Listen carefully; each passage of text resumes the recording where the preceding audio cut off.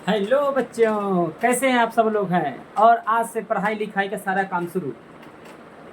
बच्चा जी, जैसा कि अब जो है अवार्ड सेरेमनी का काम कंप्लीट हो गया। अब सब लोग ने मिठाइयाँ खा लिया। मिठाई खा करके सब लोग अगले क्लास की तैयारी कर रहे हैं।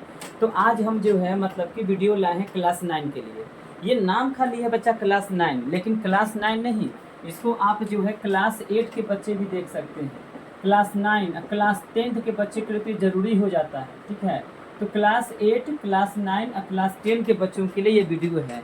और आज से हम जो है शुरू कर रहे हैं मैथ का राउंड, है ना। और इतना याद रखिएगा कि हम पर विश्वास बनाए रखिएगा और आपका जो है पूरा कंटेंट आपको समझ में आएगा बच्चा जी, बशर्ते कि आप बढ़िया से ध्यान से पढ़िएगा। ये जो टॉपिक शुरू कर रहे हैं गुणनखंड। गुणनखंड का मतलब होता है, इंग्लिश में कहें बच्चा तो हम कह सकते हैं गुणनखंड को कॉमन। ऐसे तो इसका नाम होता है फैक्टराइजेशन, लेकिन आप इसको कॉमन भी कहिएगा ना तो कॉमन से भी बात समझ में आता है। ये कॉमन का मतलब क्या होता है बच्चा जी, आप समझिए। कॉमन का मतलब आपके पास कितने हाथ हैं तो दो, मेरे पास कितने हाथ हैं दो, कॉमन। कॉमन का मतलब सेम सेम। आपके पास कितने पैर हैं तो देखिएगा दो, मेरे पास कितने पैर हैं दो, सेम सेम। इसका मतलब है कि कॉमन इसी को कहते हैं। भगवान ने आपको दो आँख दिया, हमको भी दो आँख दिया, दो दिया है, दो दिया। तो सेम सेम का मतलब गुणनखंड होता है, यानी आपके पास भी है मेरे पास भी है, ये सेम सेम। अब समझिएगा ना कि सेम सेम का मतलब क्या होता है। पहले हम परिभाषा देखते हैं गुणनखंड होता है क्या। तो गुणनखंड को समझने से पहले संख्या के बारे में देखिएगा। संख्याएं दो प्रकार की होती है, एक चर संख्या, एक अचर संख्या। चर संख्या बच्चा जी क्या होता है कि यदि किसी मैथ में आप देखते होंगे तो उसमें ए बी सी डी के जो है नंबर लिखा रहता है। तो ए बी सी डी का नंबर जो जेड तक लिखा रहता है इसको चर संख्या कहेंगे। और उसी में जो है देखिएगा ना, उसी में देखिएगा अचर संख्या में क्या रहेगा कि उसमें जो है 1 2 3 4 का जो नंबर होता है वो अचर संख्या होता है। ए बी सी डी वाला को जो संख्या होगा वो चर संख्या होगा, और 1 2 3 4 का जो नंबर होगा वो क्या होगा अचर संख्या होगा। अब देखिएगा एग्जाम्पल के रूप में, अगर आपके पास एग्जाम्पल है 4x + 5y, तो बच्चा देखिएगा इसमें कि 4 भी है, x भी है, 5 भी है, y भी है। इसका मतलब 4 जो है अचर है और x जो है चर है। x कहाँ आया है, x आया है ए बी सी डी वाला में से कहीं ना कहीं आया है। तो ये चर संख्या है, ये वाला अचर संख्या है, ये वाला चर संख्या है। फिर आपसे कोई पूछे ना कि 7x + 5y, तो 7 तो कोई संख्या है, ये अचर, और x कोई जो है ए बी सी डी का संख्या है, तो ये चर। इसका मतलब अचर संख्या और चर संख्या।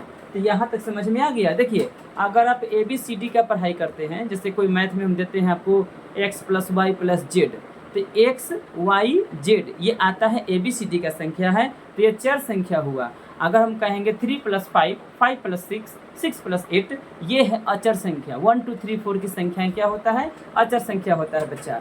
और देखिएगा आपको पूरा समझ में आ जाएगा। जो बच्चे कहते हो ना कि हमको मैथ नहीं आता है, तो मैथ नहीं आता है तो आपके लिए ये सर हैं कि मैथ आएगा, बशर्ते कि सारे चीज़ को शुरुआत करिएगा। और हमने ठाना है कि अब धीरे धीरे कर करके आप लोग को वहाँ तक पहुँचाना है, सिर्फ कहने से नहीं होगा, हम करेंगे। देखिएगा कॉमन का मतलब हम बात करते हैं 4x + 4y। तो देखिए बच्चा इसमें भी 4 है, इसमें भी 4 है कि नहीं है।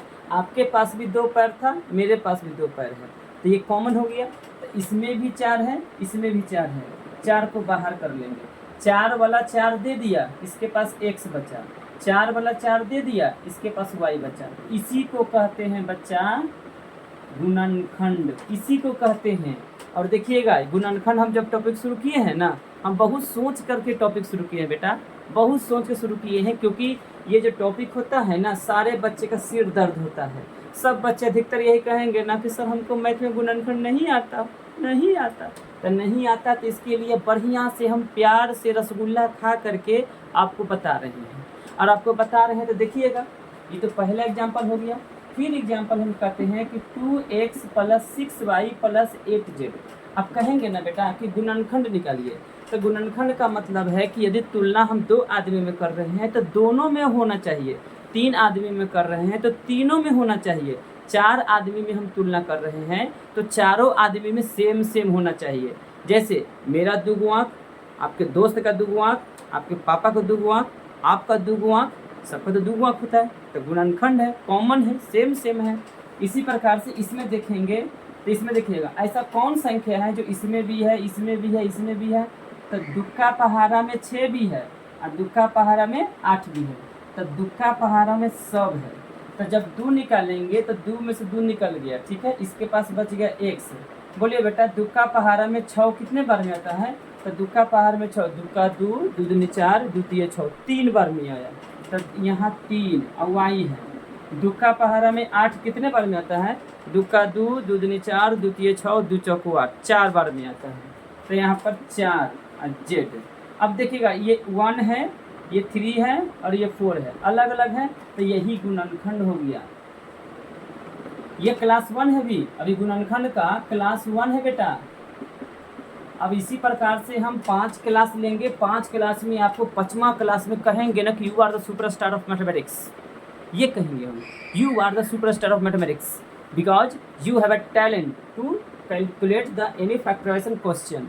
आपके पास क्वेश्चंस को सॉल्व करने का टैलेंट आ जाना पक्का निश्चिंत है, क्योंकि हम जो है टॉपिक की शुरुआत कर रहे हैं और ये बहुत बेसिक बात बता रहे हैं बेटा, बहुत बेसिक बात बता रहे हैं। हम जो है गुणनखंड शुरू कर रहे हैं, तो हम जो है मतलब जानते हैं ना कि अगर जो बच्चा ये चीज़ को देख लेगा, ये चीज़ को देख लेगा, उसको समझ में आ जाएगा। हम अगला एग्जाम्पल लेते हैं कि 7x + 14y। अब देखिएगा बेटा, इसमें 7 का पहाड़ा में 7 भी है, 7 का पहाड़ा में 14 भी है, तो सेम सेम निकालना है कि किसके पहाड़ा में कौन कॉमन होता है। तो 7 का पहाड़ा में 14 है, तो 7 को बाहर करेंगे, इसके पास x बच जाएगा, क्योंकि 7 निकल गया बाहर, x बच गया। 7 का पहाड़ा में 14 कितने बार में आता है बेटा? तो 7 का पहाड़ा में 14 आता है 2 बार में। यही तो हो गया गुणनखंड, आंसर ये हो गया। और बेटा और देखिएगा, हम कहते हैं कि 4x² + 6x है ना। अब कहेंगे ना कि मैया रे मैया इसमें x² आ गया, कुछ करेंगे। तो हम कहते हैं कि गुणनखंड का जो मेन नियम हम समझे हैं, गुणनखंड का मेन नियम और जी बोलते हैं सेम सेम, कॉमन। कॉमन का मतलब दोनों में शामिल, दोनों में शामिल।